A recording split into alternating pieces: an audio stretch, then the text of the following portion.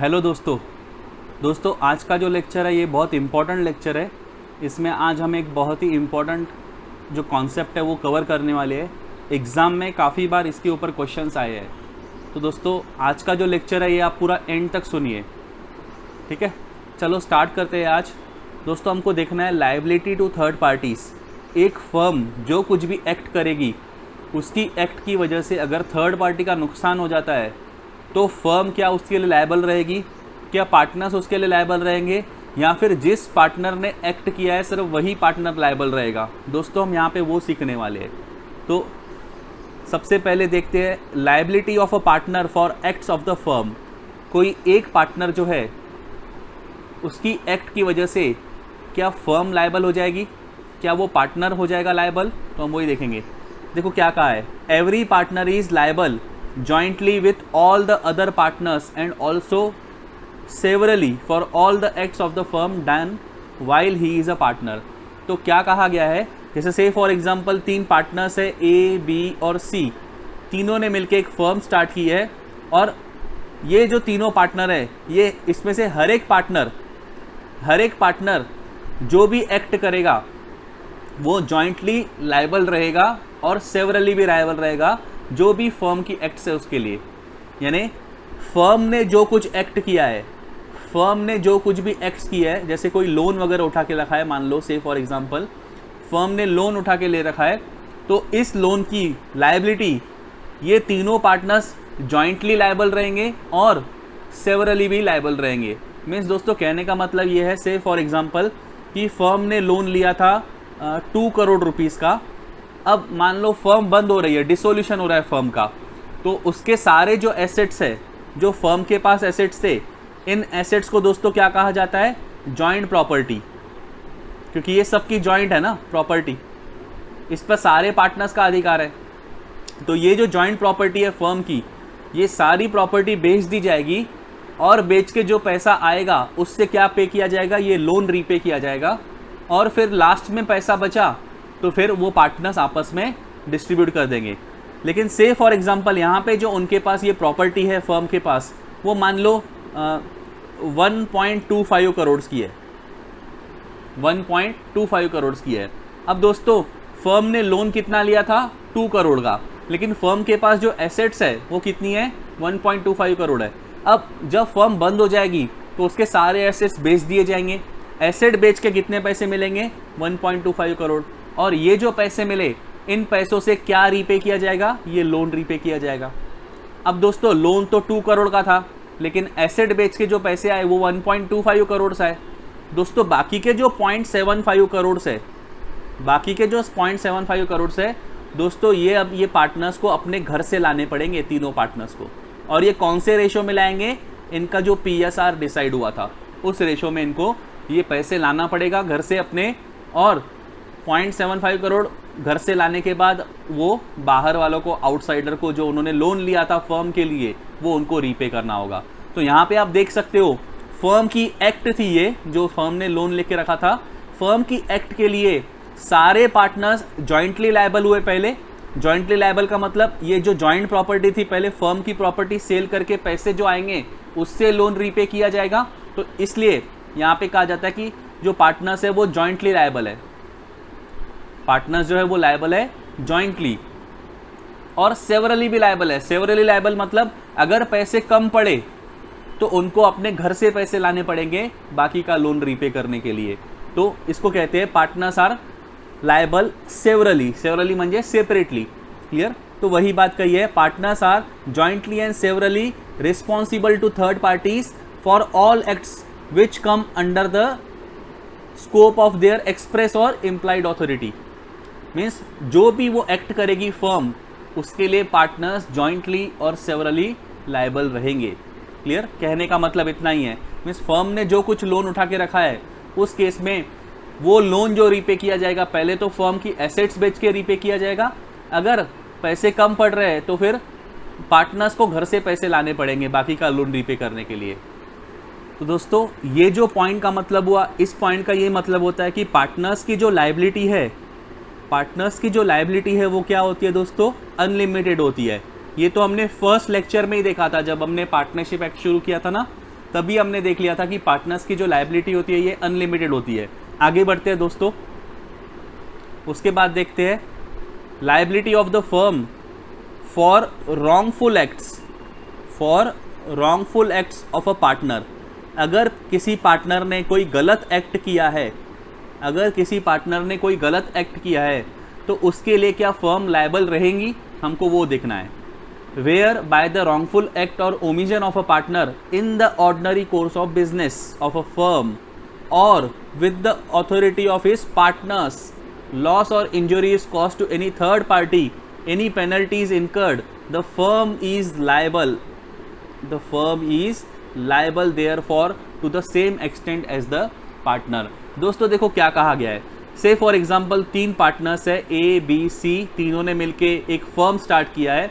अब किसी एक पार्टनर की गलती की वजह से, किसी एक पार्टनर की गलत एक्ट की वजह से किसी थर्ड पार्टी को नुकसान हुआ। नुकसान किसका हुआ दोस्तों? इस फर्म का नहीं हुआ है, नुकसान किसका हुआ है? थर्ड पार्टी का हुआ है। तो किसकी गलत एक्ट की वजह से हुआ? पार्टनर की गलत एक्ट की वजह से हुआ थर्ड पार्टी का नुकसान। तो अब ये थर्ड पार्टी का नुकसान, ये तो अपना नुकसान भर के लेगी ना, ये तो बोलेगी कि आपकी गलती है, आप भर के दो। तो क्या इस केस में इस पार्टनर को भर के देना होगा कि पूरी फर्म को भर के देना होगा? तो दोस्तों यहाँ पे क्या कहा गया है कि अगर ये पार्टनर जो है जिसने रॉन्गफुल एक्ट किया है, अगर इसने ये जो एक्ट किया है ये इन the ordinary course of business में किया है, इन the ordinary course of business of firm, means जो नॉर्मल बिजनेस है फर्म का, उसके लिए उसने वो एक्ट किया है, तो फिर इस केस में पूरी फर्म लायबल मानी जाएगी। मीन्स थर्ड पार्टी का जो नुकसान हुआ है वो पूरी फर्म को भर के देना होगा। या तो फिर इस पार्टनर ने जो एक्ट किया है, जो गलत एक्ट किया है, ये जो एक्ट थी ये इसके पावर्स में थी, मीन्स इसको उस एक्ट करने का पावर दिया गया था, उसके पास ये काम करने की अथॉरिटी दी गई थी। मीन्स अब ए ने कुछ गलत काम नहीं किया क्योंकि ए के पास तो उसकी अथॉरिटी थी करने की, तो इस केस में भी फर्म ही लायबल मानी जाएगी। क्लियर? जो कुछ भी नुकसान हुआ है थर्ड पार्टी का वो फर्म को ही भर के देना होगा। तो 2 केसेस बताया दोस्तों। 2 केसेस क्या है कि अगर उस पार्टनर ने वो जो काम किया है, वो जो रॉन्गफुल एक्ट किया है, वो इन the ordinary course of business किया है, उस केस में भी फर्म लायबल मानी जाएगी। या तो फिर उसने जो काम किया है वो उसकी अथॉरिटी में था, उसके पास उस काम करने की अथॉरिटी थी, ऐसा है तो फिर उस केस में भी फर्म लायबल मानी जाएगी। तो दोस्तों अगर कुछ इसने रॉन्गफुल एक्ट किया है जो इसके अथॉरिटी में नहीं था, जिसके पास इसकी अथॉरिटी नहीं थी, उस केस में दोस्तों फर्म लायबल नहीं मानी जाएगी। उस केस में जो भी नुकसान हुआ है वो पार्टनर को ही भरना पड़ेगा अपनी जेब से। क्लियर? समझ रहे हो? तो वही बात कही है, the firm is liable to the same extent as the partner for any loss और injury caused to a third party. Third party का लॉस हुआ है, इसकी रॉन्गफुल एक्ट की वजह से थर्ड पार्टी का नुकसान हुआ है। अब थर्ड पार्टी तो क्लेम करेगी ना, वो तो मांगेगी ना, तो उस केस में फर्म लायबल मानी जाएगी। उस केस में फर्म लायबल मानी जाएगी अगर उस पार्टनर ने जो एक्ट किया है वो इन the ordinary course of business act किया था, या तो फिर उसके पास अथॉरिटी थी वो एक्ट करने की। तो दोनों केसेस में होगा फर्म लायबल मानी जाएगी दोस्तों। क्लियर? तो सिंपल है। यहाँ पे दोस्तों एग्जाम्पल भी दिया है, जैसे से फॉर एग्जाम्पल 2 पार्टनर्स की एक फर्म थी। वो जो फर्म थी वो किस चीज़ का काम करती थी? वो कोल माइन का काम करती थी। और उन 2 में से एक पार्टनर जो था वो मैनेजर था वहाँ का, वो एक्ट कर रहा था, एक्टिवली पार्टिसिपेट कर रहा था उसमें बिजनेस में, और उसकी निग्लिजेंस की वजह से क्या हुआ, वो माइन को फेंस करना जरूरी था जो वो करना भूल गया था। तो फेंसिंग करना भूल गया तो सिक्योरिटी वहाँ पे रही नहीं, और वो सिक्योरिटी नहीं रही तो उसकी वजह से क्या हुआ, वहाँ पे जो काम करने वाले लोग थे उसमें से किसी एक पर्सन को इंजुरी हुई। दोस्तों जो वर्कमैन था ये थर्ड पार्टी है, थर्ड पार्टी को इंजुरी हुई। अब जो कुछ भी नुकसान हुआ है, जो कुछ भी इसको ठीक करने के लिए खर्चा लगेगा, वो सारा खर्चा आप कौन भर के देगा? पूरी फर्म भर के देगी। The other partner was also held responsible for the same, means दोनों पार्टनर रिस्पॉन्सिबल रहेंगे। तो एक पार्टनर की गलती हुई है, उसकी वजह से पूरी फर्म लायबल मानी जाएगी अगर उसने काम इन the ordinary course of business किया है, या तो फिर उसकी अथॉरिटी में था वो काम, उसने वो काम किया है। क्लियर? उसके बाद दोस्तों आगे देखते हैं liability of firm for miss application दोस्तों मिस एप्लीकेशन का मतलब क्या, आपने प्रॉपर तरीके से अप्लाई नहीं किया है, आपने उसको मिस अप्लाइड कर दिया है बाय पार्टनर्स। अब देखो दोस्तों, यहाँ पे मैं आपको एक एग्जांपल के थ्रू बताता हूँ। से फॉर एग्जांपल 3 पार्टनर्स है, जैसे कि ए बी सी, इन्होंने एक फर्म स्टार्ट की है। अब मान लो एक थर्ड पार्टी है, थर्ड पार्टी का कोई भी प्रॉपर्टी या कुछ पैसा वो किसी एक पार्टनर को मिला। इस पार्टनर ने थर्ड पार्टी के साथ में कुछ कॉन्ट्रैक्ट किया था, या फिर कोई भी तरीके से इस पार्टनर को थर्ड पार्टी का पैसा मिला है या प्रॉपर्टी मिली है, और उसने ये जो प्रॉपर्टी लिया था किसके लिए लिया था, फर्म के लिए लिया था। अब वो प्रॉपर्टी जो इसने लिया है या फिर जो पैसे उसने लिए थर्ड पार्टी से, फर्म के लिए लिए है, लेकिन उसने फर्म के लिए अप्लाई नहीं किया, उसने फर्म तक पहुंचने ही नहीं दिया, फर्म की कस्टडी में वो पैसा गया ही नहीं, वो प्रॉपर्टी गई नहीं। उसने क्या किया, फर्म के नाम से लेके खुद के पास ही रख दिया और इसको मिस अप्लाई कर दिया कहीं पे, उसको मिस अप्लाइड कर दिया कहीं पे। दोस्तों क्या इस केस में फर्म लायबल मानी जाएगी? बिल्कुल फर्म लायबल मानी जाएगी। अब आपके माइंड में डाउट आएगा कि फर्म क्यों सर लायबल मानी जाएगी? क्योंकि उसने जो ट्रांजैक्शन किया है वो फर्म के नाम से किया है, उसने ऐसा बोल के पैसे लिया था कि मैं फर्म के लिए ले रहा हूँ, और अगर उसने मिस अप्लाई कर दिया, भले फर्म के पास कस्टडी नहीं गई थी, इस केस में भी ये थर्ड पार्टी जो है फर्म को लायबल मान सकती है। तो फर्म को पैसे भर के देने होंगे थर्ड पार्टी को, और फिर फर्म चाहे तो बाद में ये जो बाकी के पार्टनर्स है ना, ये ए से कंट्रीब्यूट करवा सकते हैं। क्लियर? वो इनका इंटरनल मैटर है। तो दोस्तों पहले फर्म को भर के देना होगा, फर्म तो लायबल रहेगी इस केस में, फिर बाद में पार्टनर्स चाहे तो इसके वो कंट्रीब्यूशन करवा सकते हैं कि आपने जो पैसे मिसअप्लाइड किए आप हमको भर के दो। तो दोस्तों ये उनका इंटरनल मैटर है। फिलहाल तो हम देखेंगे क्या इस एक्ट की वजह से पूरी फर्म लायबल मानी जाएगी। जी हाँ, पूरी फर्म लायबल मानी जाएगी। ये दोस्तों ये पहला केस मैंने बताया जिसमें क्या हो रहा था, पार्टनर ने पैसे लिए थे लेकिन फर्म की कस्टडी में नहीं गए थे वो पैसे, और पार्टनर ने लिए तो फर्म के नाम से थे वो, लेकिन मिस अप्लाई कर दिए, वो फर्म तक पहुंचे ही नहीं। अब दूसरा केस दोस्तों ऐसा है कि मान लो 3 पार्टनर्स है ए बी सी, तीनों ने मिला के एक फर्म स्टार्ट किया। अब इस फर्म ने थर्ड पार्टी से लोन लिया था, इस फर्म ने थर्ड पार्टी से लोन लिया था। लोन तो लिया इसने फर्म ने, लेकिन इसमें से इसके जो पार्टनर्स थे तीनों में से किसी एक पार्टनर ने ये पैसे जो थे ये मिस अप्लाइड कर दिए, ये प्रॉपर्टी का मिस एप्लीकेशन कर दिया। क्या थर्ड पार्टी उसको फर्म को लायबल मान सकती है इस केस में? तो दोस्तों बिल्कुल हाँ, फर्म इस केस में लायबल रहेगी, क्योंकि लोन फर्म ने लिया है, फर्म के पास वो प्रॉपर्टी फर्म की कस्टडी में आ चुकी है, उसके बाद उसमें से कोई एक पार्टनर उस प्रॉपर्टी को या उस मनी को वो मिस अप्लाइड कर रहा है, तो इस केस में भी फर्म लायबल मानी जाएगी। तो दोस्तों केस नंबर 1 क्या था? केस नंबर 1 था कि पार्टनर लोन ले रहा है, पार्टनर के पास ही आ रहा है पैसा, फर्म तक वो पैसा पहुंचा ही नहीं और वो पार्टनर ने मिस अप्लाई कर दिया, उस केस में भी फर्म लायबल मानी जाएगी। दूसरा सर्कमस्टेंसेस ऐसा है, दूसरी सिचुएशन ऐसी है कि फर्म ने लोन लिया है और किसी एक पार्टनर ने मिस अप्लाई कर दिया, मीन्स पैसा तो फर्म के पास पहुंचा ही था। दोस्तों कोई भी केस हो, मीन्स बोलने का मतलब यह है फर्म की कस्टडी में पैसा आया हो या न आया हो, पार्टनर ने उसको मिस अप्लाइड कर दिया, तो उस केस में पूरी फर्म लायबल मानी जाएगी third party case against. Clear? तो थर्ड पार्टी पूरी फर्म के ऊपर केस कर सकती है, यही बात यहाँ पे कही गई है। देखो क्या कहा है, अ partner acting within his apparent authority, उसके पास उस चीज की अथॉरिटी थी। दोस्तों ये पॉइंट इंपॉर्टेंट है।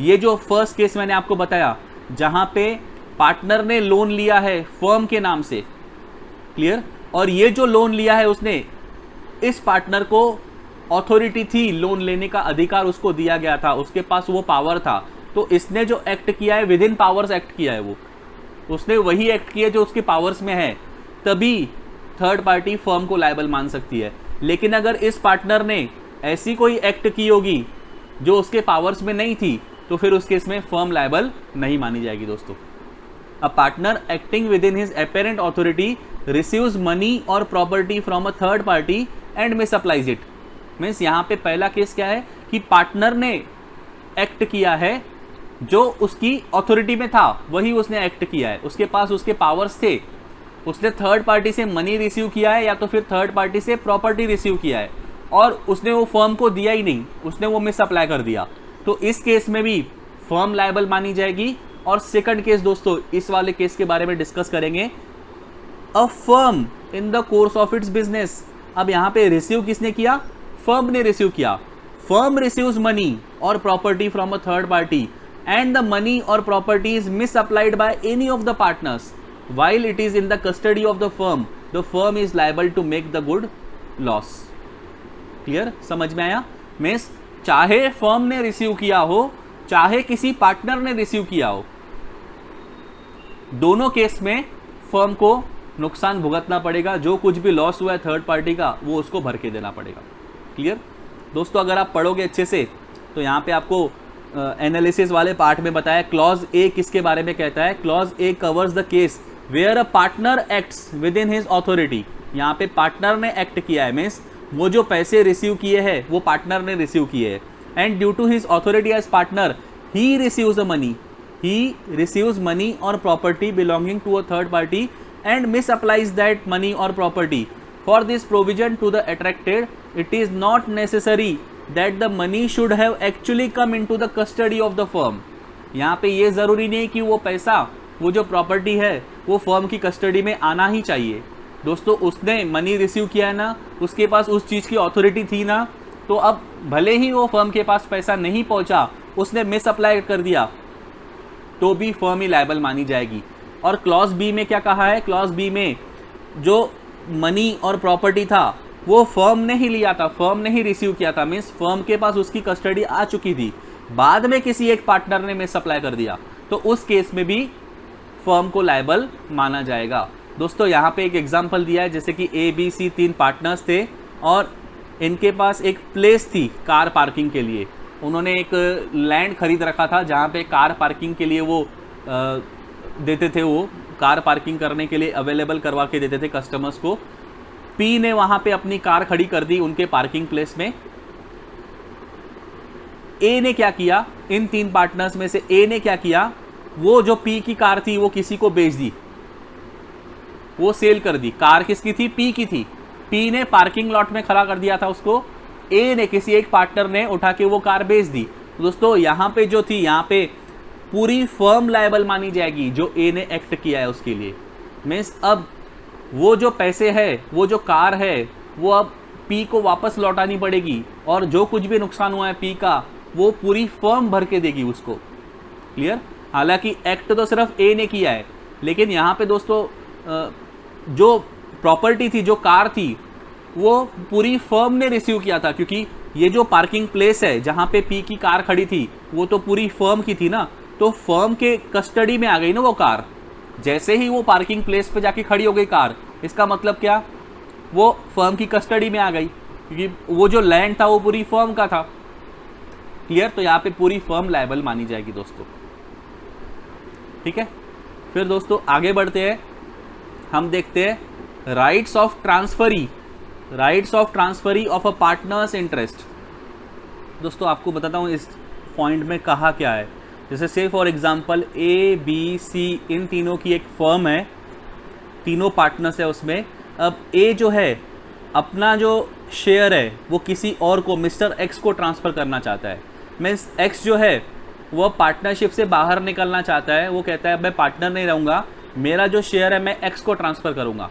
अब दोस्तों जैसे हमने पहले लेक्चर में देखा था, जब हमने पार्टनरशिप शुरू किया था तो हमने देखा था कि कोई भी जो पार्टनर है वो अपना शेयर ट्रांसफ़र नहीं कर सकता है। यहाँ पे जो शेयर होता है वो ट्रांसफरेबल नहीं होता है, उसको ट्रांसफ़र करना पड़ेगा तो उसको बाकी के पार्टनर्स का कंसेंट लेना पड़ेगा, क्योंकि अगर बाकी के पार्टनर्स हाँ बोलेंगे तो ही अपना शेयर ट्रांसफ़र कर सकता है, तो ही वो एक्स को पार्टनरशिप में इंक्लूड कर सकता है खुद बाहर निकल के।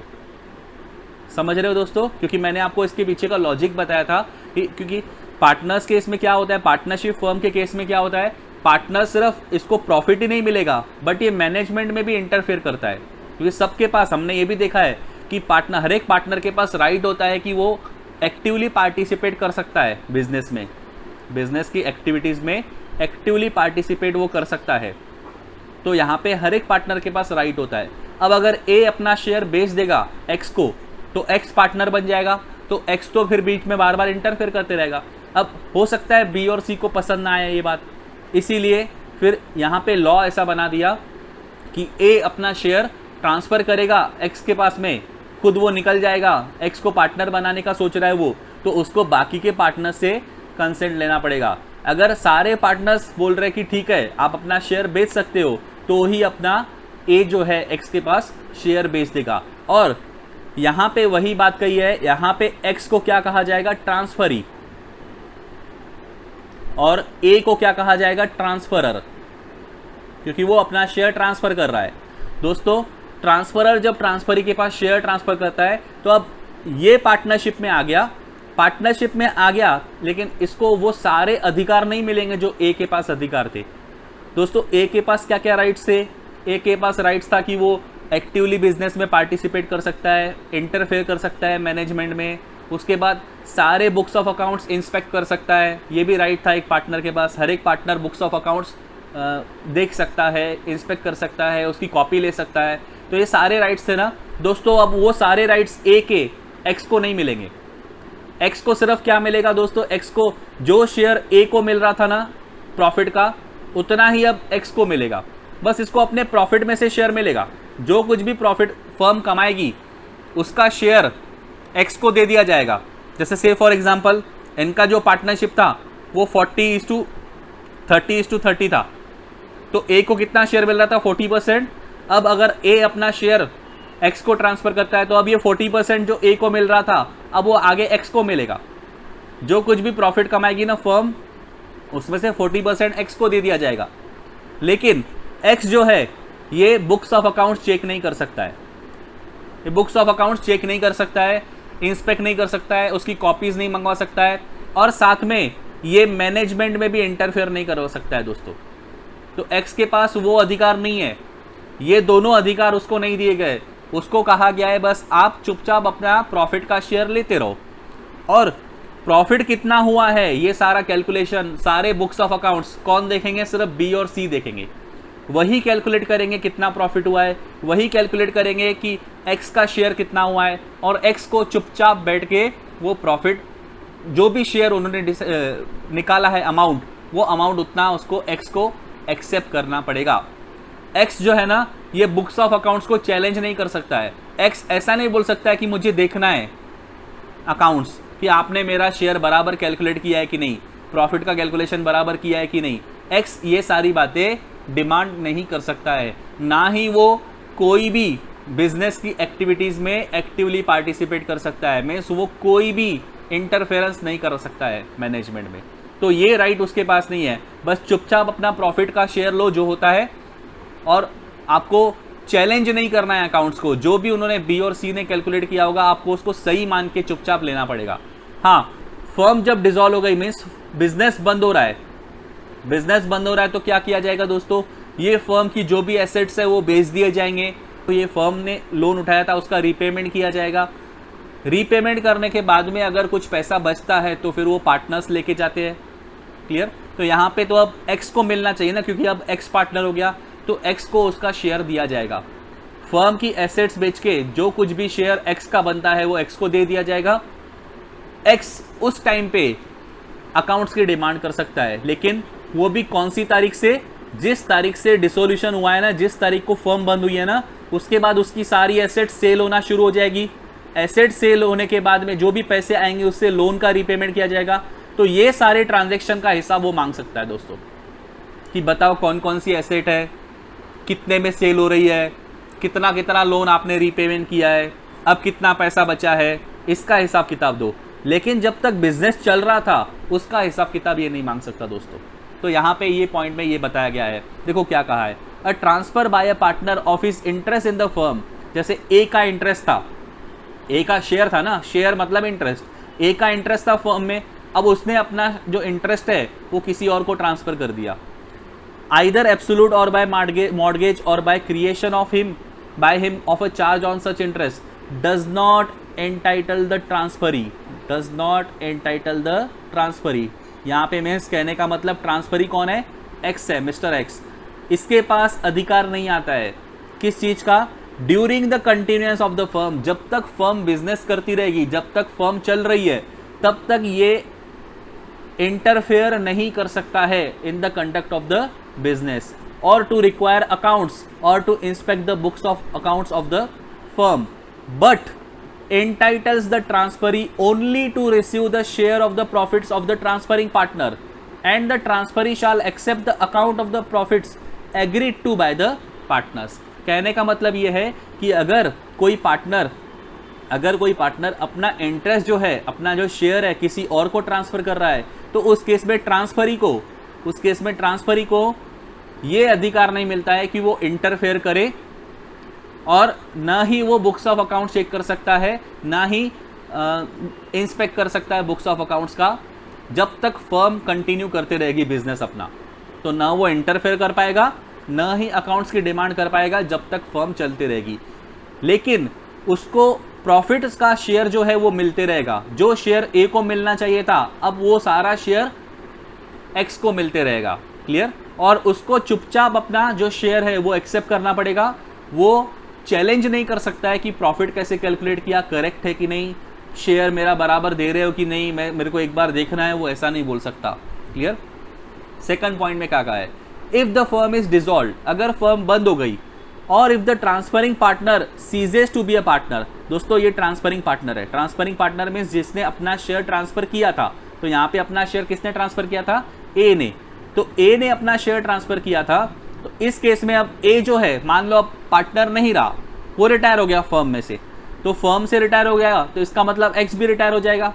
अब जैसे ही रिटायर होता है कोई पार्टनर, तो दोस्तों क्या होता है उस समय पे देखा जाता है कि उसका जो शेयर है, इसमें उसके हिस्से की जो प्रॉपर्टी है कितनी बन रही है, कितने रुपए की हो रही है, उसका शेयर वापस कर दो।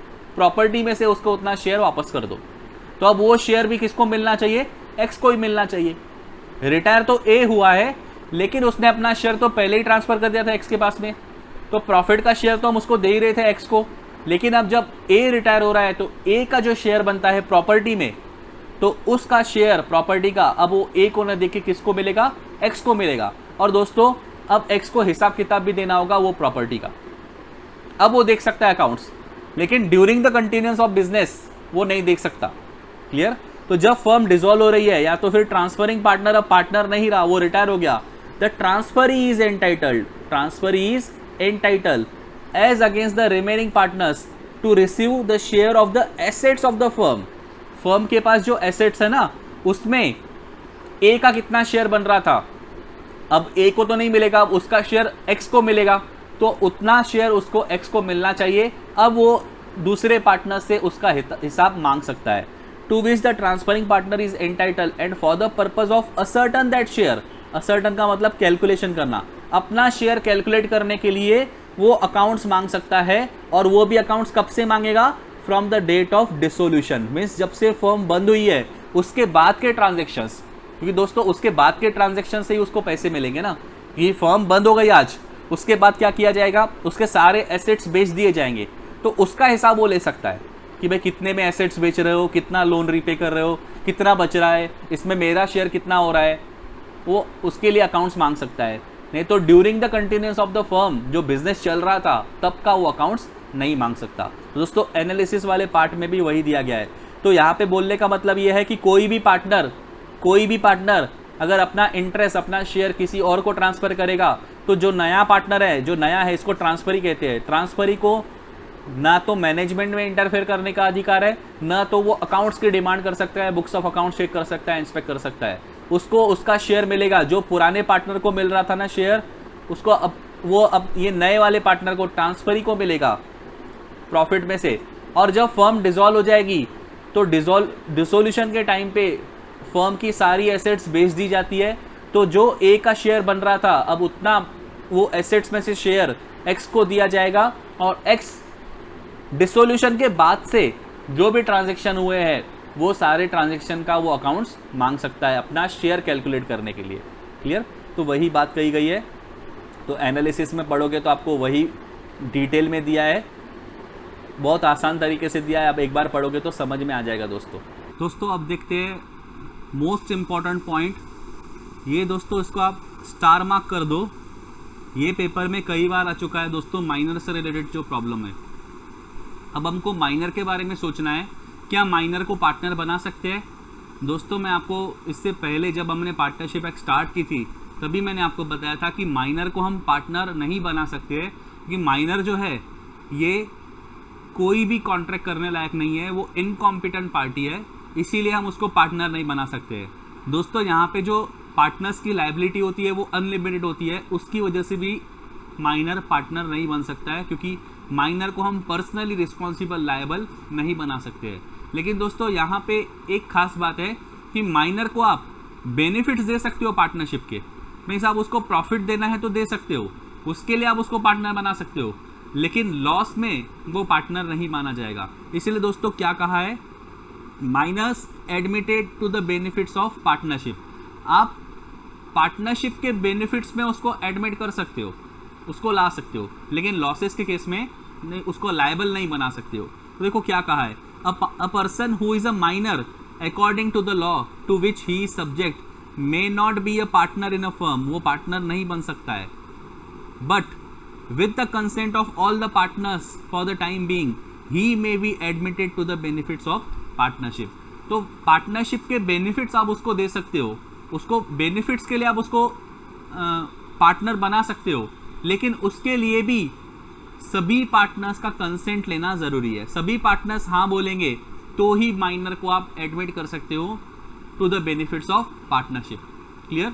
तो बोलने का मतलब एक ही है, माइनर वैसे तो पार्टनर नहीं बन सकता है, लेकिन अगर आपको उसको सिर्फ बेनिफिट्स देने हो, उसको आपको प्रॉफिट्स देने हो पार्टनरशिप के, तो उसके लिए आप उसको पार्टनरशिप में एडमिट कर सकते हो उसको, लेकिन उसके लिए भी सारे पार्टनर्स का कंसेंट लगेगा दोस्तों। उसके बाद second point, such minor has right to such share of the property and of the profits of the firm as may be agreed upon and he may have access to and inspect and copy of any of the accounts of the firm। तो दोस्तों जैसे हर एक partner के पास right होता है कि वो अपना प्रॉफिट का शेयर ले सकता है, जो कुछ भी प्रॉफिट हो रहा है ना उसका शेयर वो डिमांड कर सकता है, उसका शेयर वो ले सकता है, उसके पास हर एक पार्टनर के पास एक राइट होता है। और साथ में जो भी प्रॉपर्टी है फर्म की उसमें से भी वो शेयर ले सकता है, ये तो हर एक पार्टनर के पास राइट होता है। यही राइट माइनर को भी मिलेगा दोस्तों, यही राइट माइनर को भी मिलेगा। जो कुछ भी प्रॉपर्टी है फर्म की उसमें वो अपना शेयर ले सकता है, प्रॉफिट जो कमा रही है एक फर्म उसमें भी वो अपना शेयर ले सकता है, क्योंकि आपने उसको एडमिट किया है, उसको आप शेयर देने वाले हो। तो जो कुछ शेयर डिसाइड हुआ है, एग्रीड हुआ है, वो अपने शेयर की डिमांड कर सकता है कि आप मुझे प्रॉफिट में से शेयर दो, प्रॉपर्टी में से शेयर दो, और साथ ही वो फर्म के जो अकाउंट्स है उसको एक्सेस कर सकता है, इंस्पेक्ट कर सकता है और उसकी कॉपी भी ले सकता है। दोस्तों जो एक पार्टनर के पास राइट होता है वो सारे राइट्स माइनर को भी दिए गए दोस्तों। फिर क्या कहा है देखो थर्ड पॉइंट में सबसे important, such minor's share is liable for the acts of the firm but the minor is not personally liable for any such act. देखो दोस्तों इसका मतलब क्या, से फॉर एग्जाम्पल जैसे ए बी सी ये तीन पार्टनर्स है और डी एक माइनर है, तो माइनर को पार्टनरशिप की बेनिफिट में एडमिट किया गया है, यहाँ पे माइनर को बेनिफिट के लिए एडमिट किया गया है ये फर्म में। अब इस फर्म में जो कुछ भी प्रॉफिट्स हो रहे हैं, जो कुछ भी प्रॉफिट्स हो रहे हैं वो 4 टुकड़ों में बटेंगे, उसके 4 शेयर किए जाएंगे, 3 पार्टनर्स को 3 शेयर दिया जाएगा और माइनर को भी शेयर मिलेगा प्रॉफिट्स का। क्लियर? जो कुछ भी उनका पीएसआर डिसाइड हुआ होगा उस पीएसआर में माइनर का भी जो शेयर डिसाइड हुआ है उसको उतना शेयर मिलेगा। अब जैसे ज़रूरी नहीं कि ये जो प्रॉफिट्स है सारे डिस्ट्रीब्यूट कर दिए जाए। अब मान लो वो प्रॉफिट्स यहाँ पे जमा है, वो डिस्ट्रीब्यूट हुआ ही नहीं, तो इसमें तो चारों का शेयर था, A B C D, minor का भी शेयर था। अब मान लो कोई लॉस हुआ या फर्म बंद हो रही है, डिसोल्यूशन हो रहा है, तो डिसोल्यूशन में दोस्तों क्या किया जाता है, डिसोल्यूशन में फर्म के जितने पास एसेट्स बचे हैं, फर्म के पास जितने भी एसेट्स बचे हैं वो सारे एसेट्स सेल किए जाएंगे, उससे फर्म का लोन चुकता किया जाएगा। अब दोस्तों ये जो भी एसेट्स बचे हैं फर्म के पास में और जो अनडिस्ट्रीब्यूटेड प्रॉफिट्स बचे हैं इस पे तो माइनर का भी अधिकार था, इसमें तो माइनर का भी शेयर था, तो ये सारी प्रॉपर्टी बेच दी जाएगी। माइनर का भी जो शेयर था ना वो भी बेच दिया जाएगा, शेयर तो माइनर का भी था उसमें, क्योंकि प्रॉपर्टी जो भी बेचोगे आप वो भी 4 हिस्सों में डिवाइड होनी चाहिए, माइनर को भी शेयर मिलना चाहिए। तो ये सारी प्रॉपर्टी बेच दी गई लोन रीपेमेंट करने के लिए। लेकिन आप माइनर को पर्सनली लायबल नहीं कर सकते हो। मान लो ये सारी प्रॉपर्टी बेचने के बाद में ये आप लोन चुकता करोगे, लेकिन सारा लोन चुकता नहीं कर पाए, अभी भी लोन आउटस्टैंडिंग है, तो उस केस में बाकी का जो लॉस है, बाकी का जो लोन चुकता करना है, वो ये 3 पार्टनर्स ही चुकता करेंगे दोस्तों। इन तीनों पार्टनर्स को अपने घर से पैसे लाने पड़ेंगे वो लोन चुकता करने के लिए, लेकिन डी को घर से पैसे लाने की जरूरत नहीं है। तो सिंपली कहने का मतलब ये है कि ये जो सारी एसेट्स है, इसमें माइनर का भी शेयर है, तो ये सारी एसेट्स आप बेच सकते हो। इवन माइनर के शेयर की भी एसेट्स आप बेच सकते हो, प्रॉपर्टी बेच सकते हो और लोन चुकता कर सकते हो, लेकिन फिर भी लोन चुकता नहीं हो रहा है, तो अब बाकी का जो पैसा है जो कम पड़ रहा है वो इन 3 पार्टनर्स को लाना पड़ेगा अपने घर से। लेकिन वो डी से पर्सनली ऐसा नहीं बोल सकते कि आप भी घर से पैसा लेके आओ, क्योंकि डी क्या है, माइनर है। तो वही बात यहाँ पे कही गई है कि माइनर का जो शेयर है वो लायबल है।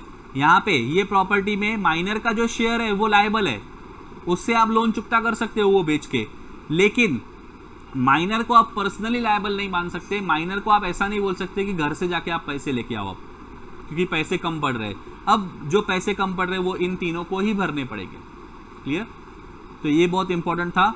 सच minor may not sue the partner for an account और payment of his share of the property और profits of the firm. Minor जो है ना, वो केस नहीं कर सकता है पार्टनर्स के ऊपर, केस नहीं कर सकता है पार्टनर्स के ऊपर कि मुझे अकाउंट बताओ, या फिर मुझे मेरा जो शेयर है प्रॉपर्टी का वो आप पेमेंट दो, या फिर प्रॉफिट में का जो शेयर है आप मुझे उसका पेमेंट दो। उसके लिए वो केस नहीं कर सकता है, लेकिन अलग होने के बाद वो केस कर सकता है। वो फर्म से अलग होना चाहता है ना, तो फर्म से अलग होने के बाद वो पार्टनर्स के ऊपर केस कर सकता है कि मुझे अकाउंट दिखाओ, मुझे मेरे प्रॉपर्टी का शेयर दो, जो कुछ भी प्रॉफिट हुआ है उसमें मेरा शेयर कितना बनता है वो मुझे दो। उसके लिए वो केस कर सकता है पार्टनर्स के ऊपर, लेकिन कब? जब वो फर्म छोड़ के जा रहा है, वो अलग हो रहा है फर्म से, तभी केस कर सकता है। ठीक है? और उस केस में उसका शेयर का जो अमाउंट है उसकी वैल्यूएशन की जाएगी। क्लियर? और जो कुछ भी उसका हिस्सा बनता है वो उसको दे दिया जाएगा। तो सिंपली बोलने का मतलब क्या है कि माइनर पार्टनर नहीं बन सकता है फर्म में, लेकिन उसको बेनिफिट्स के लिए एडमिट किया जा सकता है, लेकिन with the consent of all the partners. उसके बाद में माइनर के पास वो सारे अधिकार रहेंगे जो एक पार्टनर के पास होते हैं, जैसे कि शेयर लेने का अधिकार प्रॉपर्टी में, या प्रॉफिट्स में शेयर लेने का जो उसका अधिकार है वो उसके पास रहेगा। बुक्स ऑफ अकाउंट्स वो इंस्पेक्ट कर सकता है, उसकी कॉपी ले सकता है। माइनर का जो शेयर है प्रॉपर्टी का फर्म में, वो लायबल रहेगा फर्म की एक्ट्स के लिए, लेकिन माइनर को पर्सनली लायबल नहीं बना सकते हम। माइनर पार्टनर्स के ऊपर केस नहीं कर सकता है अकाउंट्स दिखाने के लिए या पेमेंट्स के लिए, जब तक वो पार्टनरशिप में एडमिटेड है। एक बार वो फर्म से अलग हो रहा है तो फिर वो डिमांड कर सकता है, वो केस कर सकता है। क्लियर? उसके बाद पॉइंट नंबर 5, सबसे इंपॉर्टेंट पॉइंट दोस्तों।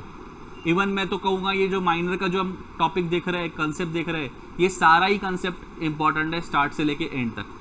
ठीक है? देखो क्या कहा गया है, at any time with in 6 months of his attaining majority or of his obtaining knowledge that he had been admitted to the benefits of partnership, whichever date is later, such person may give public notice that he has elected to become or that he has elected not to become a partner in the firm, and such notice shall determine his position as regards the firm।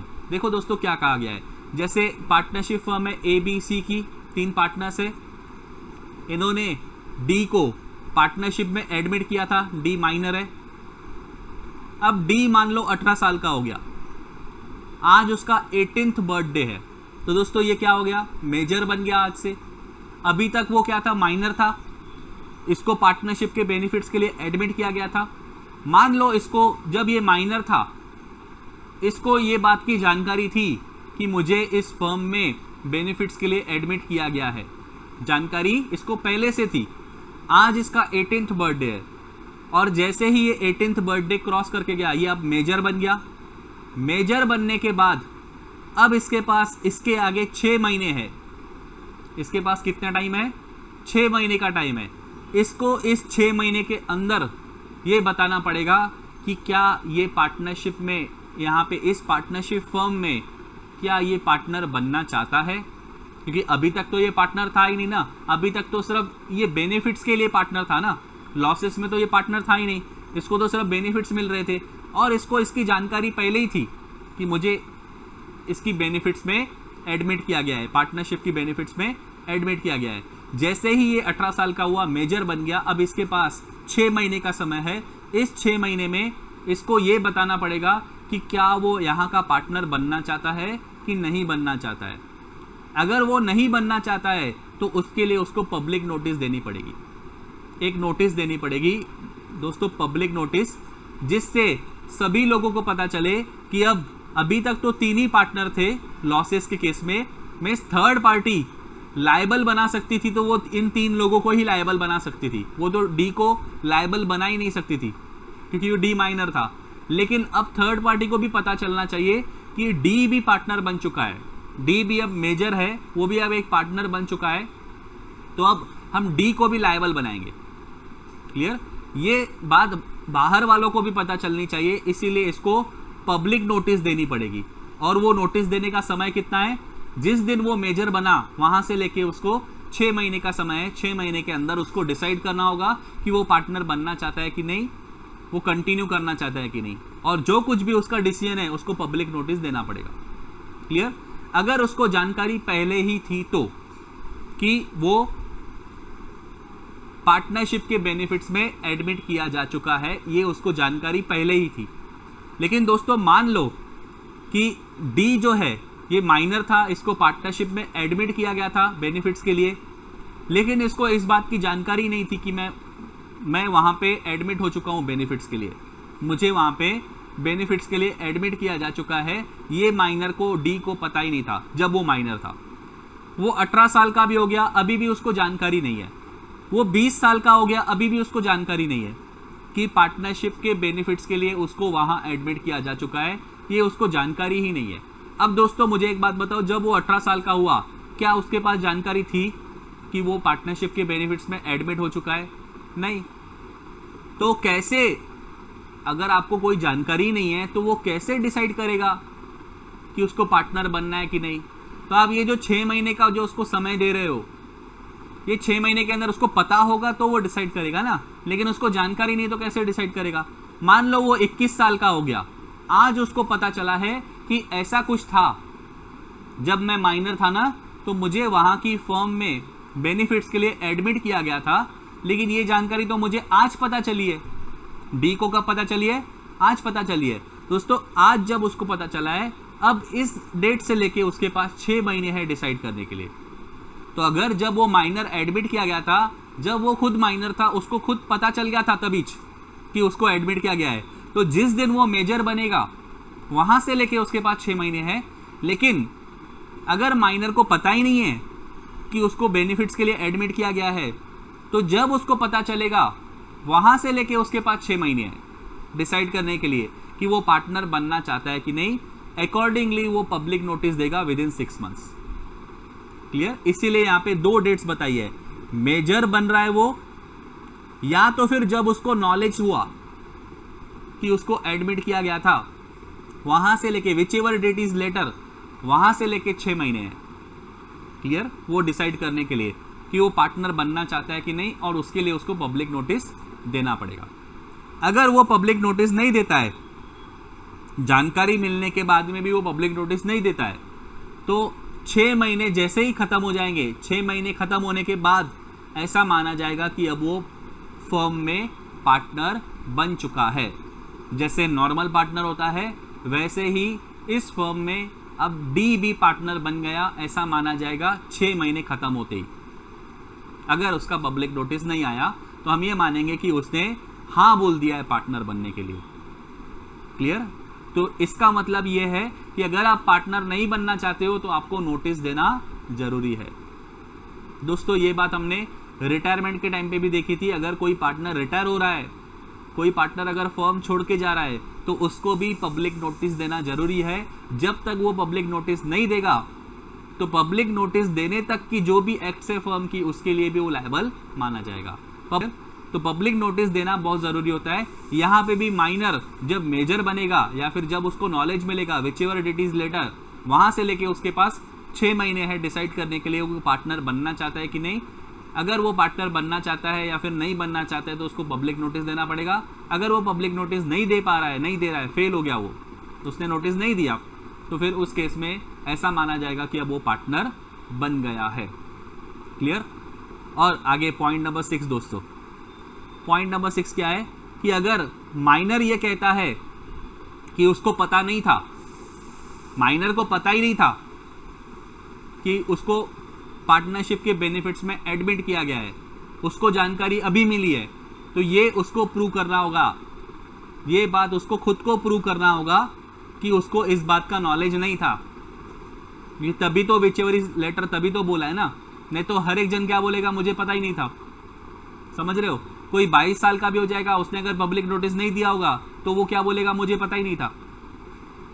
समझ गए। तो ये बात उसको prove करनी होगी कि उसको पता नहीं था। ठीक है। उसके बाद पॉइंट नंबर 7 देखते हैं हम।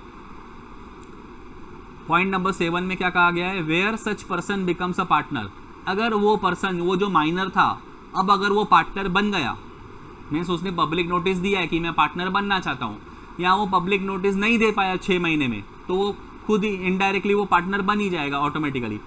तो अगर वो पार्टनर बन गया तो उस केस में उसके जो राइट्स एंड लाइबिलिटीज थी एज अ माइनर, पहले जब वो माइनर था ना, तो उसके पास क्या क्या राइट्स थे, उसकी क्या क्या लाइबिलिटीज थी, वो कंटिन्यू रहेगी। कब तक, on the date, up to the date on which he becomes a partner. But he also becomes personally liable to third parties for all the acts of the firm done since he was admitted to the benefits of the partnership.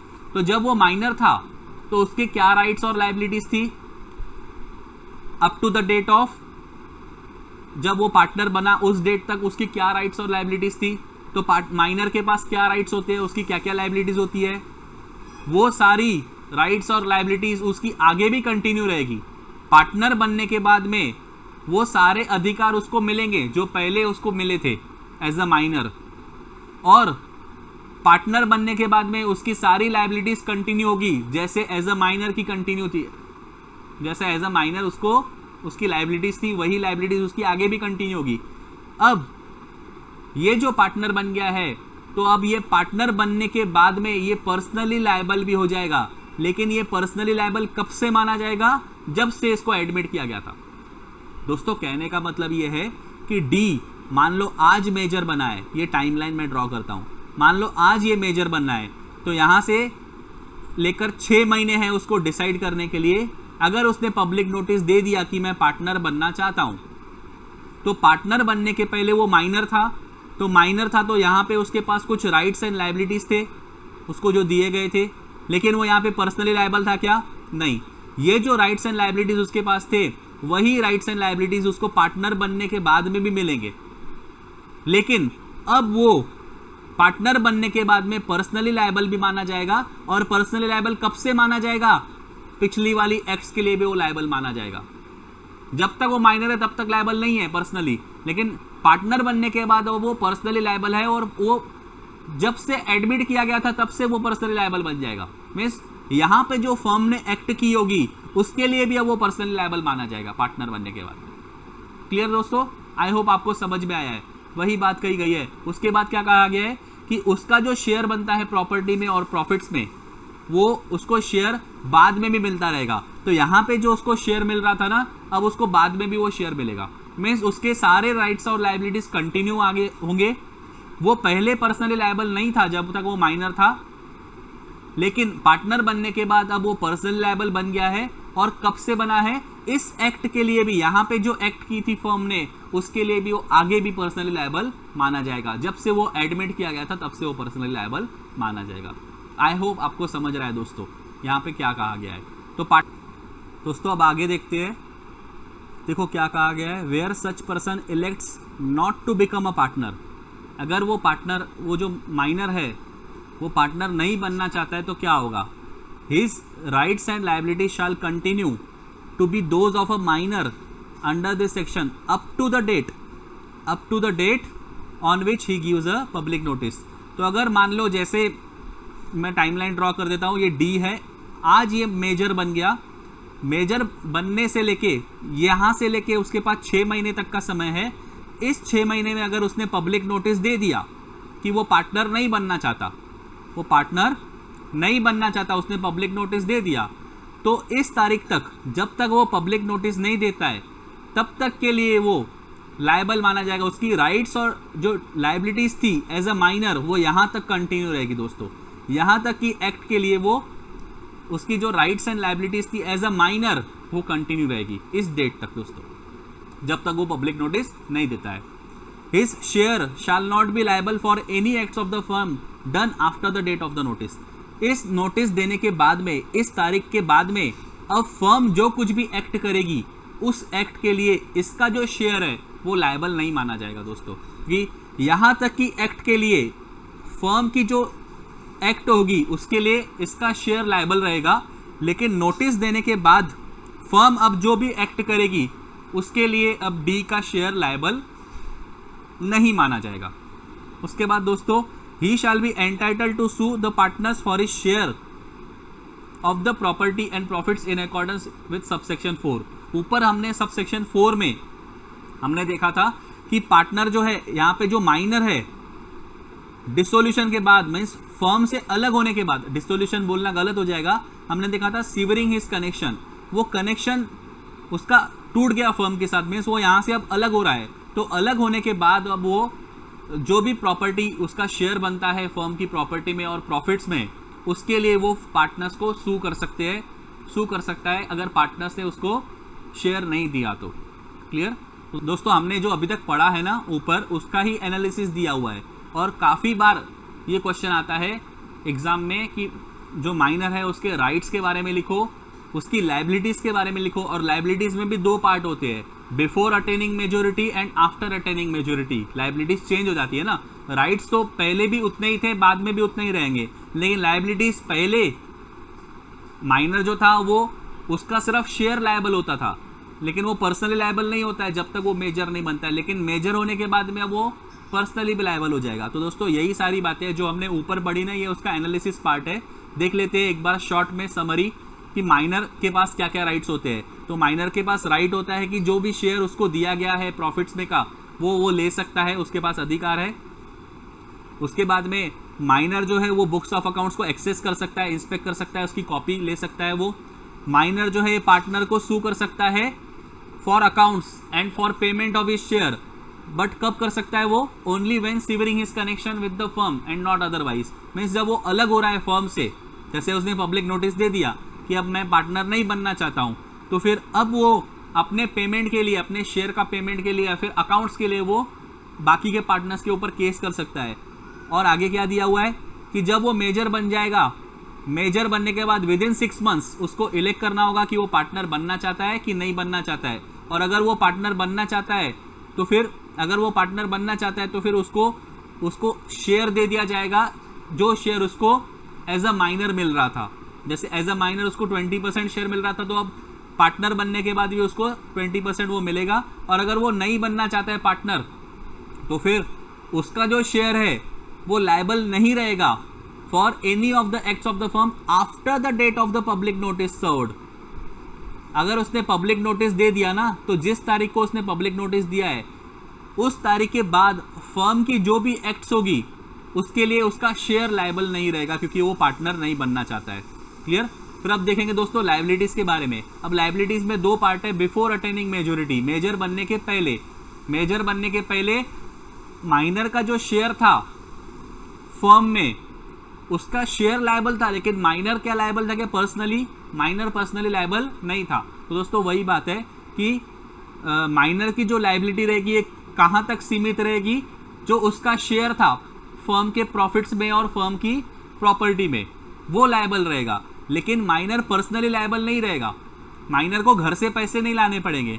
Minor का जो share है firm की property में और firm के profits में, उससे आप फर्म की लायबिलिटीज पे कर सकते हो, लेकिन माइनर को आप पर्सनली लायबल नहीं बना सकते हो।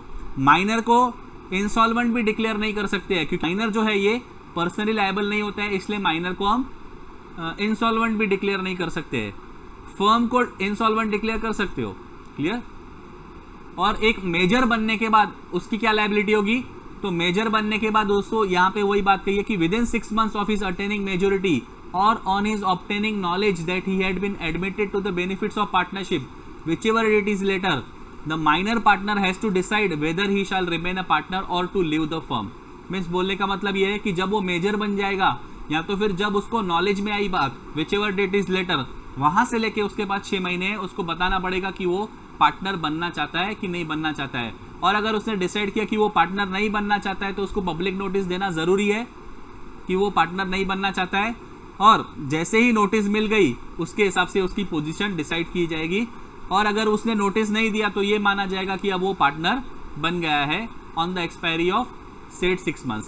अगर वो पार्टनर बन गया, अगर वो पार्टनर बनना चाहता है, उसने अगर नोटिस दे दिया विद इन स्पेसिफाइड टाइम, तो उसके जो पहले राइट्स और लायबिलिटीज थे वो तो कंटिन्यू रहेंगे ही, अब वो पर्सनली लायबल भी माना जाएगा अगर वो पार्टनर बन जाता है तो।